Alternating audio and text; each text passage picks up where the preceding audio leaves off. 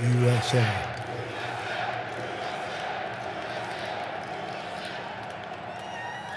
Thank you, Dennis. And I have to say, I love South Carolina. I love it. Remember, we came down all together. We came down, and this was going to be a place that was tough to win, and we won in a landslide. This was a good one.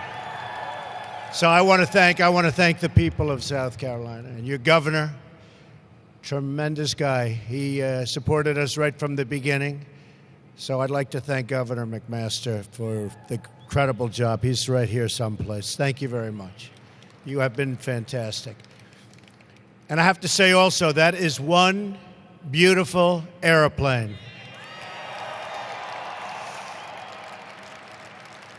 Congratulations to the men and women here who have built it.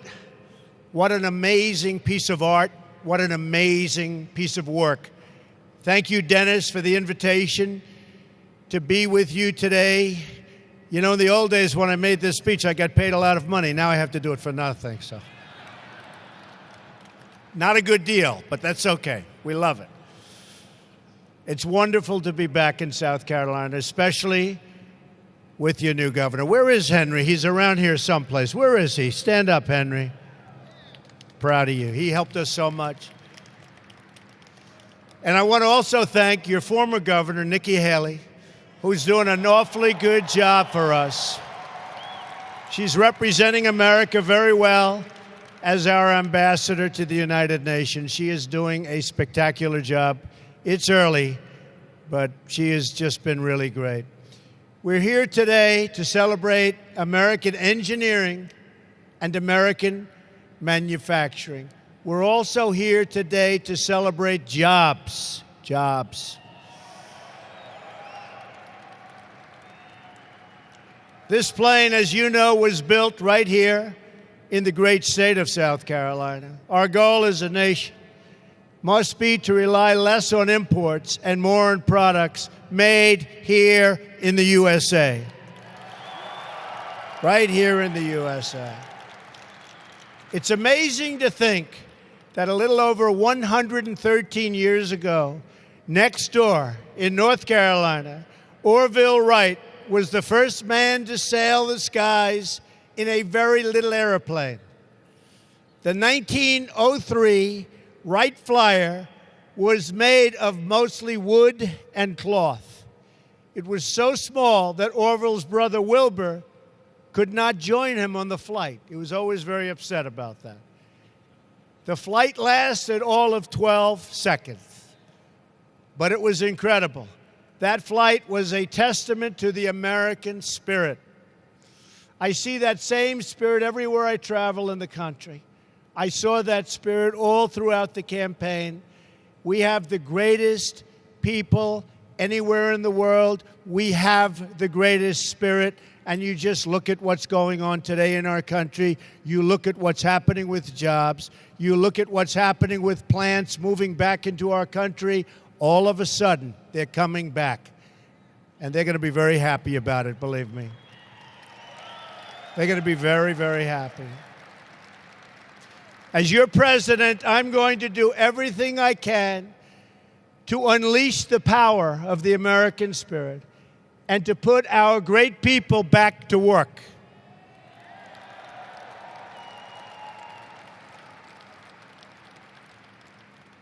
This is our mantra: buy American and hire American. We want products made in America, made by American hands. You probably saw the Keystone Pipeline I approved recently, and the Dakota. And I'm getting ready to sign the bill. I said, where is the pipe made? And they told me, not here. I said, that's good. Add a little sentence that you have to buy American steel. And you know what? It's the way it is. It's the way it's going to be. We are going to fight for every last American job. We've come a long way since the Wright brothers and their first flight more than a century ago. Your plane is made of carbon fiber. It seats 330 passengers. It's 18 feet longer than the previous version of the 787. And this airplane can fly for half a day before it touches the ground. The name says it all, Dreamliner, great name.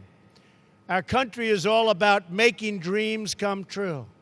Over the last number of years, that hasn't been necessarily the case, but we're going to make it the case again.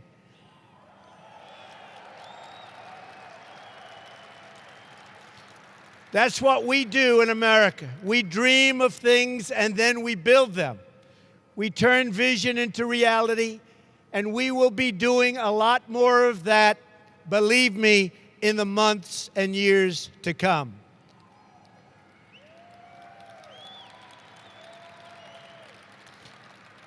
I also want to say a word to all of the members of the armed forces who are here with us today in this record crowd.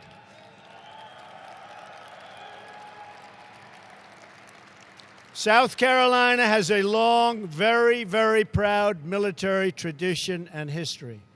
We salute all South Carolina military families, and we salute all the men and women who wear the uniform.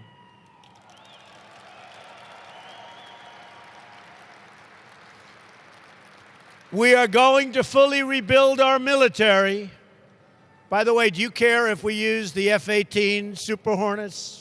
Or do you only care about, what do you think? Well, thought that was a Super Hornet.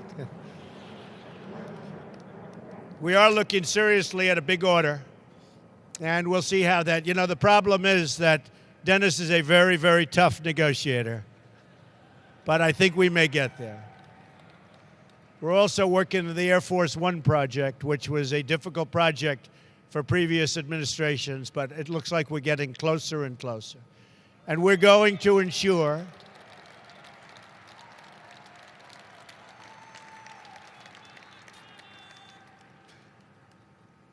that our great service members have the tools, equipment, training, and resources they need to get the job done. As George Washington said, being prepared for war is the best way to prevent it. And that's really what it is. Best way to prevent war, being prepared. Peace through strength. We build a military might so great, and we are going to do that none will dare to challenge it. None.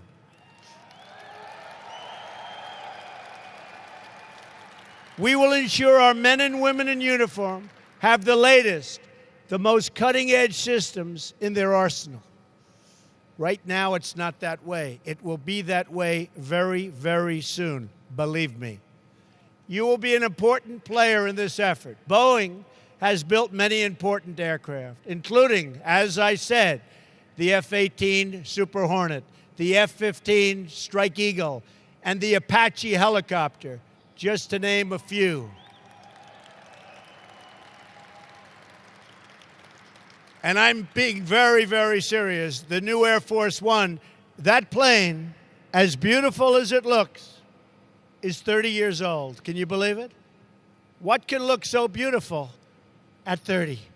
An airplane. I don't know. Which one do we like better, folks? Tell me.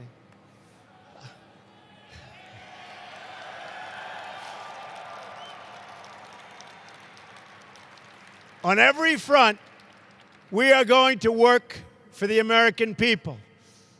Nowhere in our focus is, and I mean this so strongly, and our focus has to be so strong, but my focus has been all about jobs.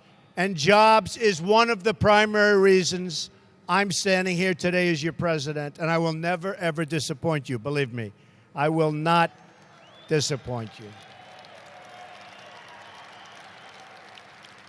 I campaigned on the promise that I will do everything in my power to bring those jobs back into America. We wanted to make much easier, it has to be much easier to manufacture in our country and much harder to leave. I don't want companies leaving our country, making their product, selling it back, no tax, no nothing, firing everybody in our country. We're not letting that happen anymore, folks. Believe me, there will be a very substantial penalty to be paid when they fire their people and move to another country, make the product, and think that they're going to sell it back over what will soon be a very, very strong border. It's going to be a lot different. It's going to be a lot different. Already, American industry is roaring back. And believe me, if we, not me, I'm a messenger, if we didn't have this victory, we wouldn't be even talking about it. To achieve that goal, we're going to massively reduce job-crushing regulations, already started, you've seen that send our jobs to those other countries. We are going to lower taxes on American business so it's cheaper and easier to produce product and beautiful things like airplanes right here in America. We are going to enforce, very strongly, enforce our trade rules and stop foreign cheating. Tremendous cheating. Tremendous cheating. We want products made by our workers in our factories, stamped with those 4 magnificent words: made in the USA.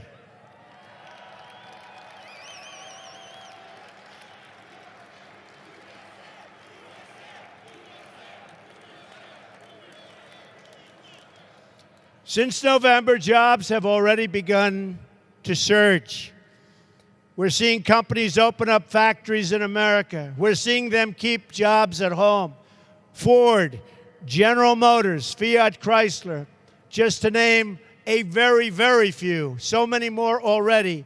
They're keeping and bringing thousands of jobs back in our country because the business climate they know has already changed. In Arizona, Intel announced it will open a new plant that will create 10,000 American jobs. They're spending billions of dollars. We will see more and more of that across the country as we continue to work on reducing regulations, cutting taxes, including for the middle class, including for everyone, and including for business, and creating a level playing field for our workers. When there is a level playing field, and I've been saying this for a long time, American workers will always, always, always win. But we don't have a level playing field. Very shortly, you will have a level playing field again.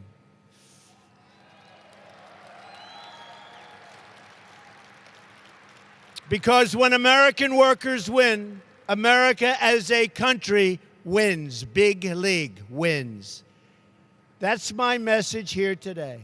America is going to start winning again, winning like never, ever before. We're not going to let our country be taken advantage of anymore in any way, shape, or form. We love America, and we are going to protect America. We love our workers, and we are going to protect our workers. We are going to fight for our jobs. We are going to fight for our families. And we are going to fight to get more jobs and better paying jobs for the loyal citizens of our country. Believe me.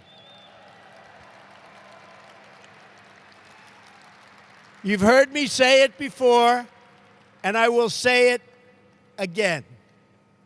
From now on, it's going to be America first.